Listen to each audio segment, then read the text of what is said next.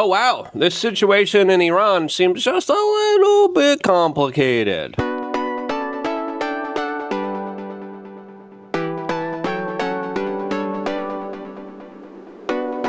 Seems like a very expensive game of whack-a-mole that American tax dollars are paying for at the highest extent possible.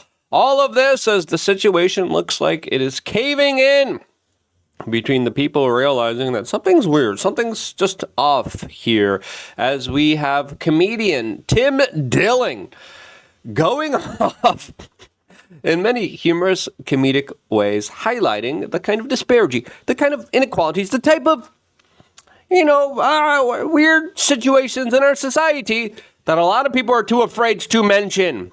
As now, Ben Shapiro and the Inklings of Mark Levin are answering back against a comedian that is laughing and pointing at the hypocrisies of our society. Who will win this epic conflict with Ben Shapiro versus Tim Dillon? Well, we might be a little bit biased on this particular one. Let's just be honest with ourselves here.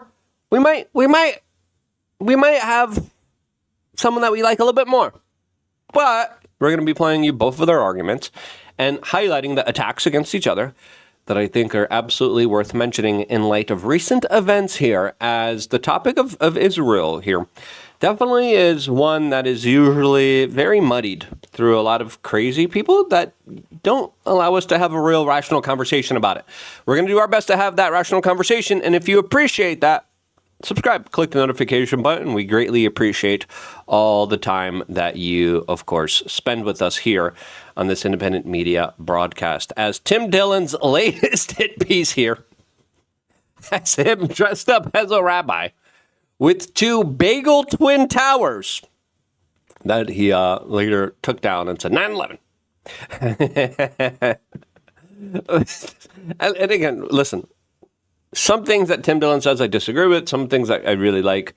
He's a comedian. He's there to make you laugh. Now, he does it in a more kind of visceral Bill Hicks type of Joe Rogan way, where he looks at our society and kind of sees a lot of the weird stuff in it that are too hot to touch, and he touches it and he slaps it and he molesters it to the point of obscurity, and it's like, yeah, that's pretty funny.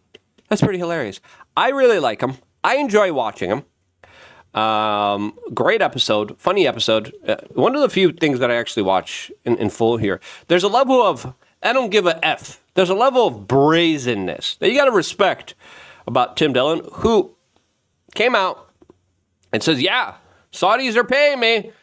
Tell me what to say. I'll say it. That level of honesty is something that Ben Shapiro is taking very seriously. And he's freaking out. Like a little furry. Not fur, but what are those things called? The little furry gremlins. I forgot. Whatever. That's my kind of... that's the thing that comes to my mind when I think of Ben Shapiro. Personally, here is Tim Dillon just a few hours ago as he released his podcast. Trying to say that. We're trying to say the world is very big. And there's a lot of people that have a lot of opinions that need to be corrected. And here at CBS News, we are going to devote every waking minute of our day to correcting all of you very nicely. You're barely going to notice it's happening. You're barely going to notice we're there.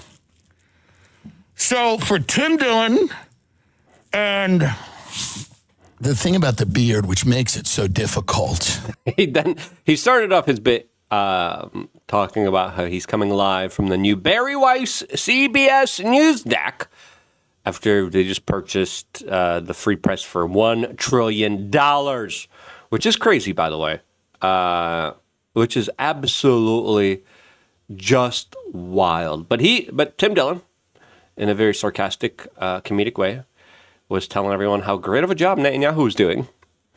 And, of course, this comedy triggers the likes of Ben Shapiro. As, of course, in a previous episode, Tim Dillon detailed greatly, I'm being paid this much. I'm going to say whatever the Saudis want me to say.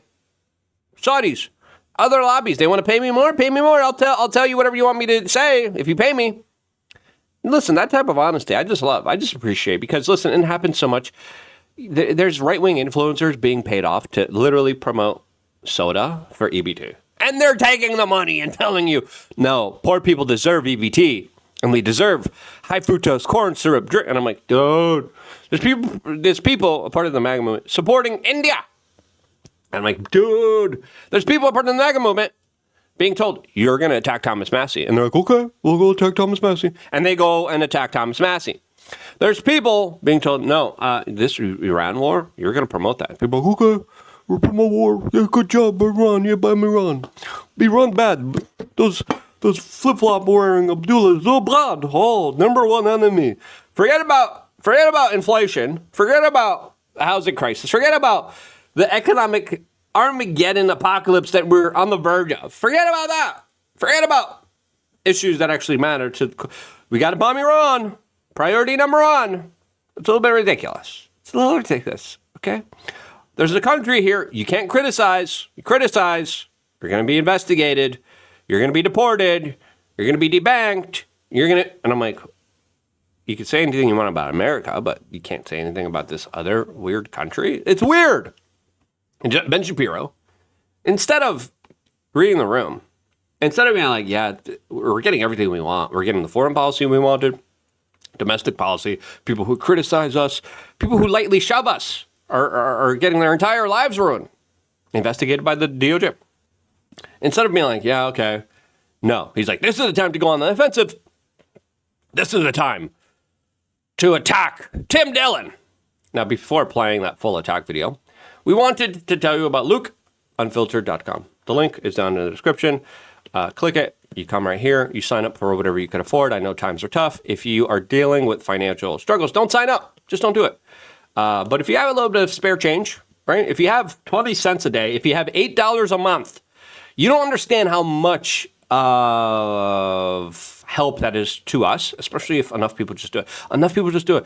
We're able to, of course, hire people. We're able to get more people on the ground. I want to do more on the ground stuff like I did before. I don't want to be here cooped up in the studio. All right? But I need your help in order to do that. And listen, I risked my life doing my reporting before. I want to do it again. I'm stupid. I'm crazy.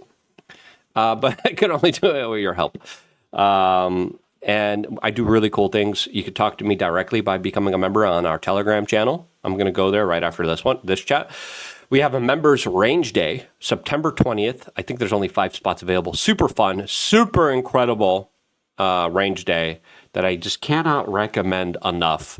That is going to teach you some really awesome, incredible life skills that you will have forever. So you will not be a victim. 13 plus years of videos.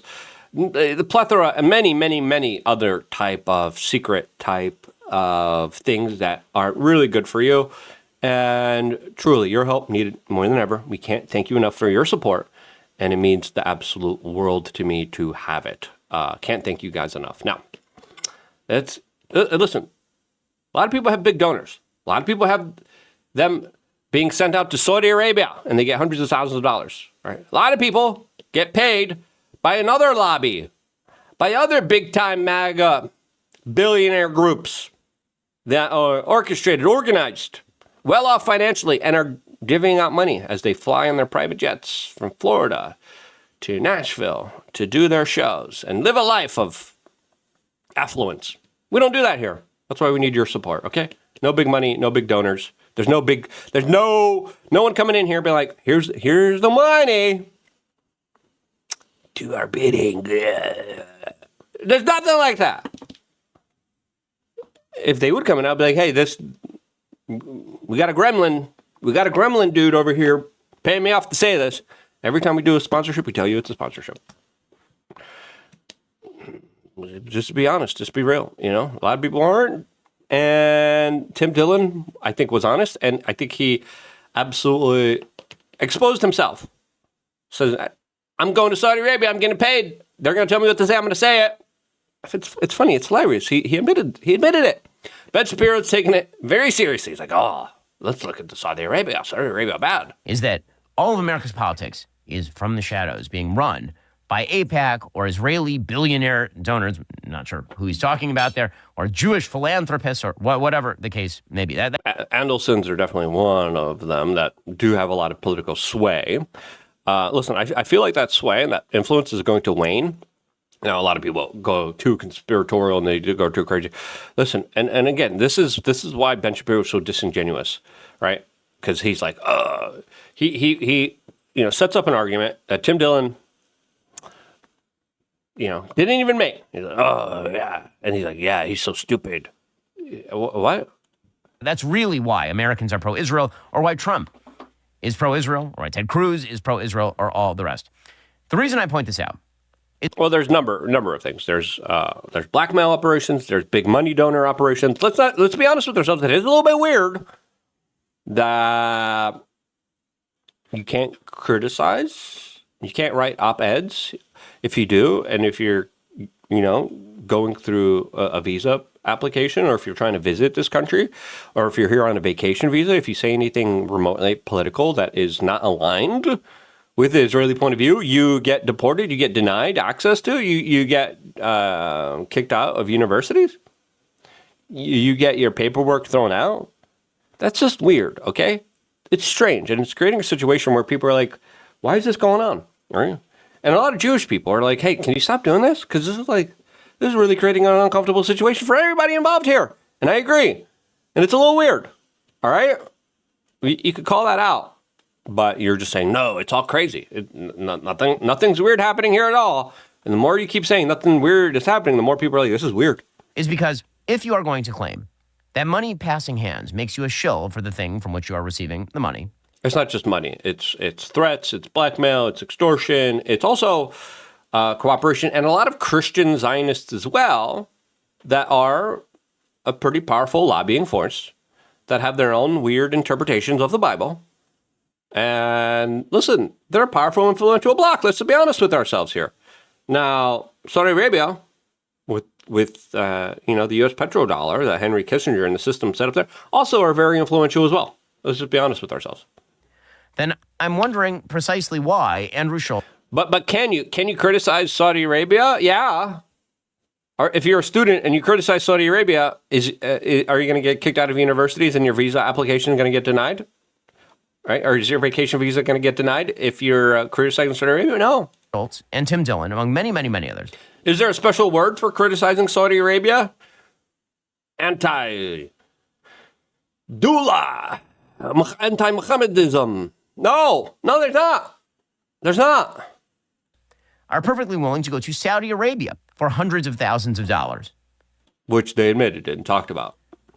And perform for a regime that is responsible for a war in Yemen. By the way, Saudi losing the war with Yemen was actually quite a bad thing, or at least pulling out of areas that led the Houthis to be in charge.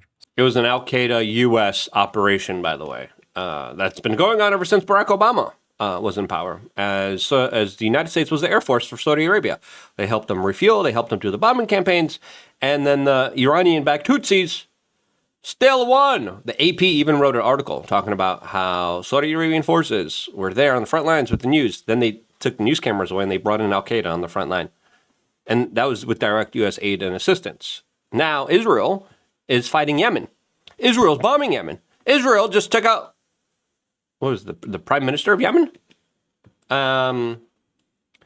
So clearly it was in the benefit of Israeli foreign policy to have Saudi Arabia and Iran fight each other. China tried to bring the two together, and they did temporarily. And then, boom, we had October 7th happen, which we're coming up on the anniversary of. And then we had another situation unfold where Saudi Arabia and Iran were at odds with each other. Now, Saudi Arabia is, of course, more aligned with Israel, the United States, Jared Kushner.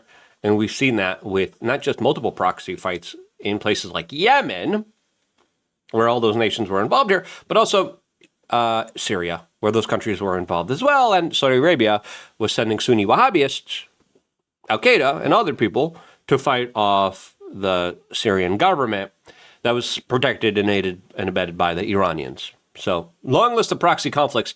The Yemeni conflict, though, Yemen, very low IQ, lots of cousin marriages, and overall one of the poorest places on earth that the United States, that Donald Trump decided to start his administration on by bombing the crap out of, right? When we talk about humanitarian aid, when we talk about an awful, like, situation, it is Saudi Arabia. And Ben Shapiro makes a compelling case here, man. Look what Saudi Arabia did to Yemen, but it's also Israel doing that too. But the argument that he's making here, and for his viewing audience and for people that are more aligned with him, it is a compelling argument, being like, okay, you're screaming about what Israel's doing to Gaza, but you never said anything about Saudi Arabia doing this to Yemen. We actually did, though. If you watch our channel, we're like, hey, the number one humanitarian crisis right now is something that we're a part of, that our tax dollars are paying for, and that's in Yemen. And we were screaming about this, saying, hey, this is a really dumb proxy war. China's bringing together Saudi Arabia and Iran together, trying to end this proxy war. They did. And Ben Shapiro can't make that argument with us because, again, we talked about it because it was actually a massive humanitarian crisis that we brought up, that we were talking about. I'm actually not even critiquing the Saudi war with Yemen. That was the Biden administration. But if you're going to be a war is always terrible, and the people who perpetuate the wars, they're evil. And the only reason you'd be pro that is because you're getting paid. Most people are, not all of them. Some people just believe in this war or believe in their religious fundamentalism. But listen, we criticized the war in Yemen heavily. We were one of the few. And he's right, not all of them did. And there is a layer of hypocrisy between the people saying, oh, Gaza, but not Yemen. There is a layer. And there are people nitpicking certain things that they care about. And are they always principled? No. Can Ben Shapiro make that argument against us? No. Because we are principled, we are anti-war, and we said this war in Yemen is ridiculous and stupid, and it's creating the worst humanitarian crisis in the world right now, a massive starvation crisis, and overwhelmingly it was just a stupid proxy conflict that didn't need to happen. Let's just talk about Saudi Arabia and, the people who are paying people like Andrew Schultz and Tim Dillon to arrive. So I asked our sponsors over at Comet, how many people were killed in Saudi Arabia's war with Yemen? Quote, since 2020 tweeted. I don't know who Comet is here, but then he makes the argument, look, Saudi Arabia is evil. You're taking money from Saudi Arabia. Ashes has become more common over there. That migrant workers are still routinely forced into a form of trafficking. And then he goes over, Saudi Arabia is horrible. Well, that's weird because Saudi Arabia has partnered with Israel a lot, internationally and geopolitically, and with the United States. So this is not a very convenient argument for the Israeli state or the American government, but it is a nuanced kind of argument saying Saudi Arabia is evil. But I think Tim Dillon took all of the air out of their arguments by literally admitting it, talking about it, and be like, yeah, screw it. There's also another layer of this happening on the other side that is a little bit more sinister, in my opinion, because it's not open, it's not transparent, it's not talked about. And there's a lot more of secretive type of money being exchanged on the table for specific policies, for specific initiatives. Now, Tim Dillon officially responded to his criticisms from taking money from Saudi Arabia by saying this. Now, people might say to me, hey, you're coming out and saying you're doing the Saudi thing for money. They're paying you a lot of money. I'm not going to tell you how much they're paying me. It doesn't matter. Doesn't matter how much they're paying me $375,000 for one show. Now, a lot of other people are getting $1.6 million. That's not me. I'm not in that bracket. But they're giving me $375,000. Others are getting $150,000. Why are they doing it? Here's the point. Okay?